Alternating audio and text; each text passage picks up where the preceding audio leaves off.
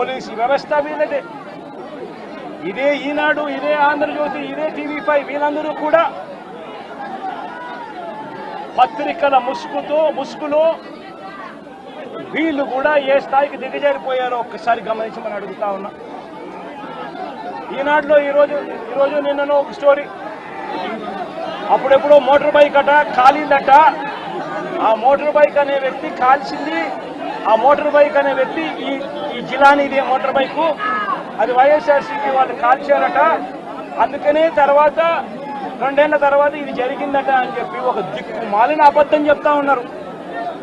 నిజంగా వీళ్ళు పత్రికలా, వీళ్ళు ఏమైనా పేపర్లా, టీవీలా? నిజంగా వీళ్ళంతా కూడా సిగ్గుతో తలంచుకోవాలి వీళ్ళు చేస్తా ఉన్న దుష్ప్రచారాలకు, అబద్ధాలకు. తీరా చూస్తే ఆ మోటార్ బైక్ ఎవరిది అని అంటే, ఆ మోటార్ బైక్ జిలాంది కాదు. ఆ మోటార్ బైక్ ఆసిఫ్ అనే వైఎస్ఆర్సీపీకి సంబంధించిన వ్యక్తిది. ఆ వైఎస్ఆర్సీపీకి సంబంధించిన వ్యక్తి క్రైమ్ నెంబర్ 10/2024 డేటెడ్ 17/1/2024 లో Asif YSRCP activist filed a case against TDP ex-chairman Shamim, TDP state secretary Ayub Khan, town TDP president and others who burnt his motorcycle and caused head injury to Asif. Asif motorbike nu వాళ్ళు కాల్చి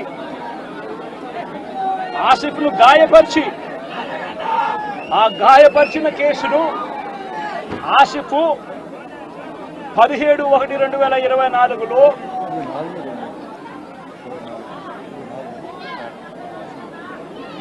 లో case పెట్టి crime number కూడా 10/2024 dated అని చెప్పి crime number కూడా register అయింది.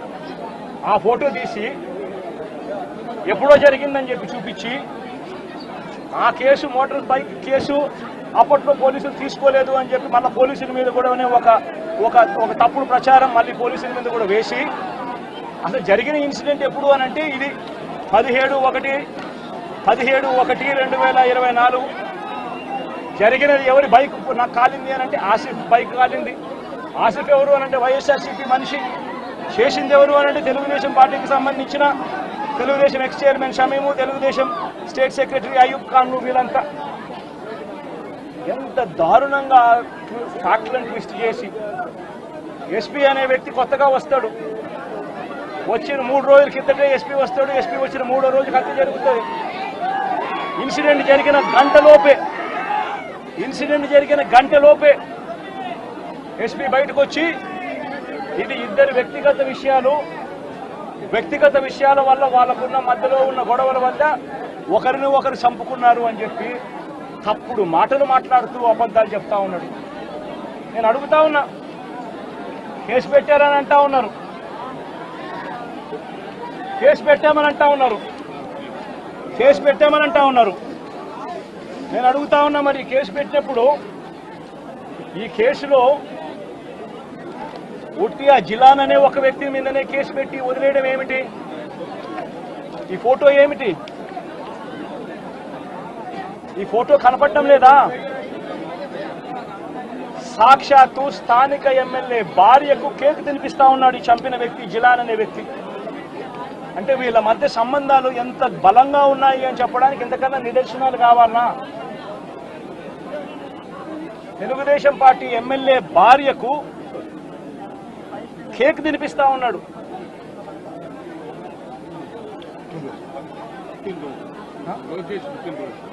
లోకేష్ పుట్టినరోజు నాడున వీళ్ళు కేక్ కట్ చేయడము, ఆ కేక్ మళ్ళీ ఈ జిలాన్ అనే వ్యక్తి ఎమ్మెల్యే భార్య కేక్ తినిపించడం. మరి ఇంత దారుణమైన ఇంత సత్సంబంధాలు కలిగిన వీళ్ళు, ఇది ఎమ్మెల్యేతో ఫోటో.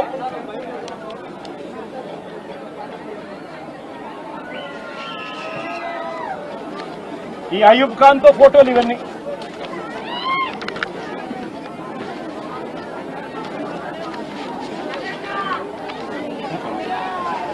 ఇది షమీం ఖాన్ తో ఫోటోలు.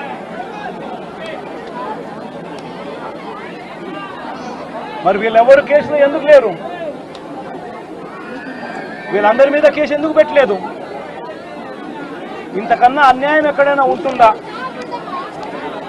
ఇంతటితో ఆగిపోవడం లేదు.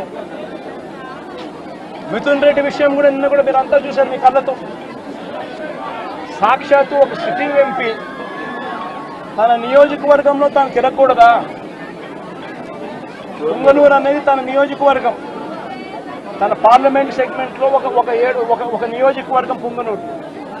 ఆ పుంగనూరుకు ఎమ్మెల్యే వాళ్ళ నాయన పెద్దిరెడ్డి రామచంద్రారెడ్డి.